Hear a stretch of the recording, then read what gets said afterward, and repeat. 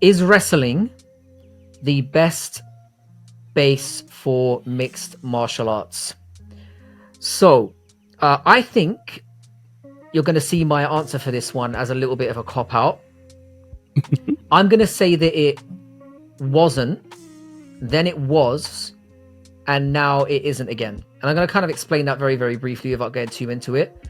So I don't want to be here all day. I'm just going to cover the transition for when it wasn't more recently. So like up until recently, most of the best in the division were fighters that had wrestling bases. So you had like Khabib, you've got Makhachev now, you had Cormier, Stipe, Aljo, Merab, Henry Cejudo. So I'm just looking at examples who were champions over the last couple of years, right?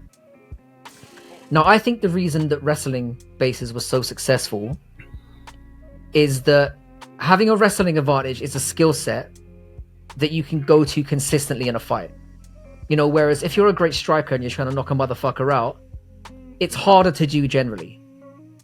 Like, you know, you can go to wrestling a guy down, and 9 times out of 10, if that's your skill base, you're going to be able to apply that game in whatever fight you're in. Because there's certain things you can do. Whereas knocking somebody out is, I'm going to say it's a more difficult thing to do. That's what I'd argue. Mm-hmm.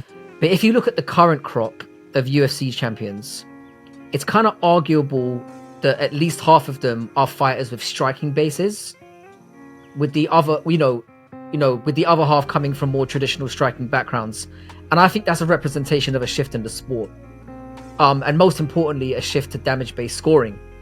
Mm-hmm. Now, GSP kind of started this stuff off, by having mixed martial arts as a base, and Mighty Mouse was very much like that as well. But for me, the 2 prime examples of where the shift has occurred is with people like Leon Edwards and Dricus du Plessis, where Leon, for example, has shown that if you don't really need a wrestling base, if you've got sound takedown defense and you are a better striker than your opponent, certainly better than these traditional wrestlers, they don't stand a chance against you. Like, all you need to be able to do is isolate a wrist and keep it standing, and you don't even need to knock anyone out. Because like gone are the days when you can just take somebody down and then dry hump them to victory. Because basically, if you try to do that in a round, and your opponent, who's a striker, lands 3 or 4 decent strikes on you, they've effectively won that round. Mm-hmm.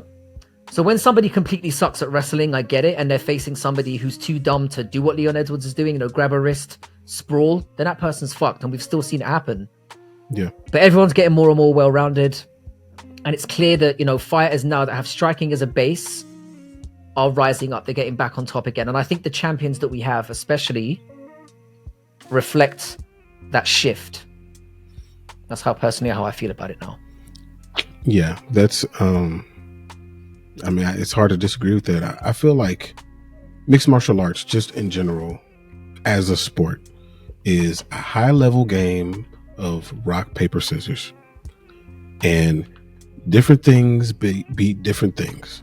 That's just how it goes. And for a while, people didn't have an answer to wrestling. They didn't know what to do with it.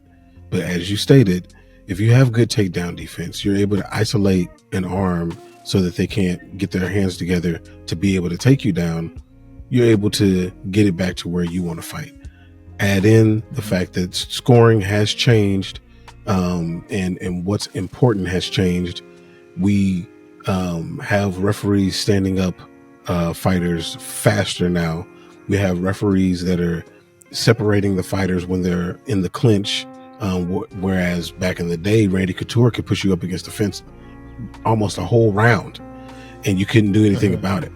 So because of those changes, because the rules of the games have changed, now wrestling has been de-emphasized in that manner when it comes to high levels.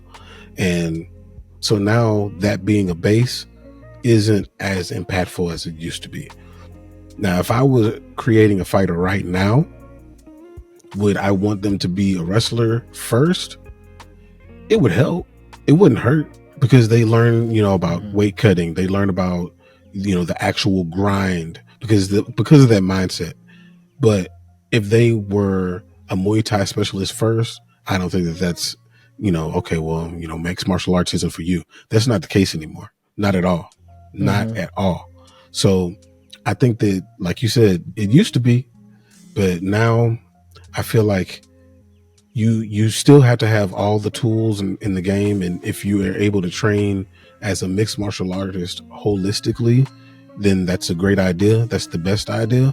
But if you can only pick one to start with, I think the best idea is it could be Muay Thai.